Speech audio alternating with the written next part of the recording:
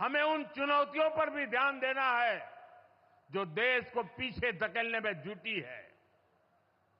आज जब हम गणपति बप्पा को विदाई दे रहे हैं तो मैं एक विषय इसी से जुड़ा उठा रहा हूं। गणेश उत्सव हमारे देश के लिए केवल एक आस्था का पर्व ही नहीं है। गणेश उत्सव ने हमारे देश की आजादी में भी बहुत बड़ी भूमिका निभाई थी। जब सत्ता की भूख में अंग्रेज देश को बांटने में लगे थे, देश को जातियों के नाम पर लड़वाना, समाज में जहर घोलना, बांटो और राज करो, ये अंग्रेजों का हथियार बन गया था। तब लोकमान्य तिलक ने गणेश उत्सव के सार्वजनिक आयोजनों के जरिए भारत की आत्मा को जगाया था। ऊंच नीच, भेदभाव, जात पात, इन सब से ऊपर उठकर हमारा धर्म हमें जोड़ना सिखाता है। गणेश उत्सव इसका प्रतीक बन गया था। आज भी जब गणेश उत्सव होता है, हर कोई उसमें शामिल होता है। कोई भेद नहीं, कोई फर्क नहीं। पूरा समाज एक शक्ति बन करके, एक सामर्थ्यवान बन करके खड़ा होता है। भाई और बहनों, बांटो और राज करो की नीति पर चलने वाले अंग्रेजों की नजरों में उस समय भी गणेश उत्सव खटकता था। आज भी समाज को बांटने और तोड़ने में लगे सत्ता के भूखे लोगों को गणेश पूजा से परेशानी हो रही है। आपने देखा होगा, कांग्रेस और उसके इकोसिस्टम के लोग पिछले कुछ दिनों से इसलिए भड़के हुए हैं क्योंकि मैंने गणपति पूजन में हिस्सा लिया था। और तो और कर्नाटका में जहां इनकी सरकार है, वहां तो इन लोगों ने और भी बड़ा अपराध किया। इन लोगों ने भगवान गणेश की प्रतिमा को ही सलाखों के पीछे डाल दिया। पूरा देश उन तस्वीरों से विचलित हो गया। ये नफरत भरी सोच, समाज में जहर घोलने की ये मानसिकता, ये हमारे देश के लिए बहुत खतरनाक है। इसलिए ऐसी नफरती ताकतों को हमें आगे नहीं बढ़ने देना है। वैसे तो पीएम मोदी के लिए ये आम बात हो गई है कि जब जब चुनाव आते हैं तब तब वो धर्म की राजनीति करने लगते हैं। क्या पता वो जनता को बेवकूफ़ समझते हैं कि उनके समझ में कुछ नहीं आएगा।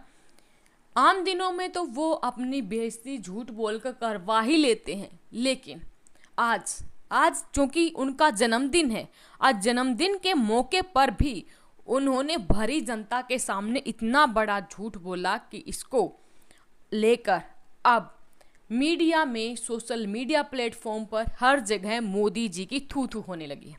भगवान गणेश जी का नाम लेकर पीएम मोदी ने जो धर्म की गंदी राजनीति करने की कोशिश की है, उसको लेकर आज पूरा देश भड़क गया है। पीएम मोदी जो कि बार बार ये न्यूज़ फैलाते हैं, बार बार अपने भाषणों में कहते हैं कि फेक न्यूज़ जो देश के लिए खतरा है, फेक न्यूज़ ना फैलाएं। और पीएम मोदी के खिलाफ जो भी स्वतंत्र पत्रकार होते हैं, स्वतंत्र पत्रकारिता करते हैं, जो भी उनके चैनल होते हैं, उनको सस्पेंड करवा दिया जाता है, उनको बंद करवा दिया जाता है, उनके पोस्ट को डिलीट करवा दिया जाता है। आज खुद पीएम मोदी ऐसा ही भाषण भरी सभा में दे रहे हैं। क्या कर्नाटक पुलिस ने भगवान गणेश को सच में गिरफ्तार कर लिया था? सोशल मीडिया पर कई वेरीफाइड और नॉन वेरीफाइड यूजर दावा कर रहे हैं। दावा ये भी है कि भारत के इतिहास में पहली बार किसी राज्य की पुलिस ने गणेश जी को गिरफ्तार किया। लेकिन आप सभी को पता है, इसको लेकर फैक्ट चेक कई चैनल्स के द्वारा किए जा चुके हैं, कई मीडिया हाउसेस के द्वारा इनको फैक्ट चेक किया जा चुका है और ये खबर सरासर गलत निकली है। फिर भी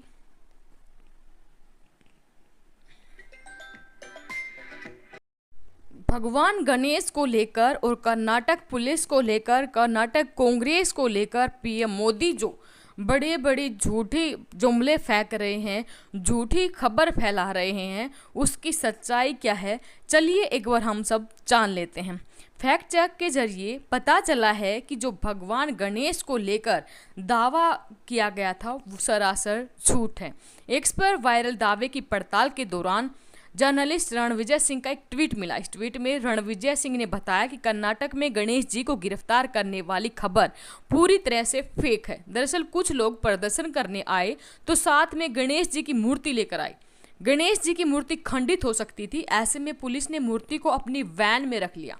बाद में विधि विधान के साथ इसको विसर्जित किया गया। अब कर्नाटक पुलिस फेक न्यूज फैलाने वालों पर एक्शन लेने की तैयारी कर रही है। यहाँ पर ट्वीट किया था उन्होंने कि जो कर्नाटक में गणेश जी को गिरफ्तार करने वाली खबर है वो पूरी तरह से फेक है। हाँ, सही पढ़ा आपने, फिर से पढ़ें, कर्नाटक में गणेश जी को गिरफ्तार करने वाली खबर पूरी तरह से फेक है। सच्चाई ये है कि जो लोग प्रदर्शन करने आए थे, साथ में मूर्ति लेकर आए थे, गणेश जी की मूर्ति विखंडित ना हो इसलिए उन्होंने उसको अपनी वैन में रखा। दरअसल पिछले कुछ दिनों से कर्नाटक के नागमंगला में गणेश विसर्जन के दौरान हिंसा हुई थी। इसके विरोध में बेंगलुरु के टाउन हॉल क्षेत्र में गणेश जी की मूर्ति के साथ विरोध प्रदर्शन किया जा रहा था। इस दौरान पुलिस ने प्रदर्शनकारियों को हिरासत में ले लिया था। वहीं गणेश जी की प्रतिमा को एहतियातन पुलिस वैन में रखा गया था। डीसीपी सेंट्रल डिवीजन बेंगलुरु ने इस घटना को लेकर बाकायदा एक ट्वीट करते हुए बताया कि प्रशासन ने बाद में पूरे विधि विधान के साथ गणेश जी की प्रतिमा का विसर्जन भी किया था। डीएसपी जी की पोस्ट देखिए आप।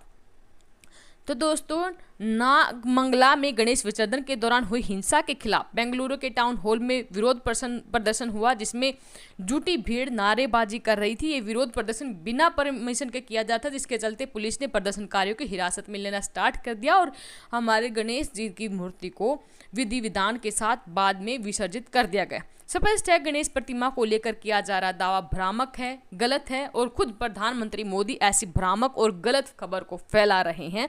आपका इसके बारे में क्या कहना है? क्या धर्म के नाम पर राजनीति करना पीएम मोदी को शोभा देता है? क्या आप उनकी इस राजनीति को समर्थन करते हैं या फिर विरोध करते हैं? वीडियो के कमेंट बॉक्स में अपनी राय जरूर दें।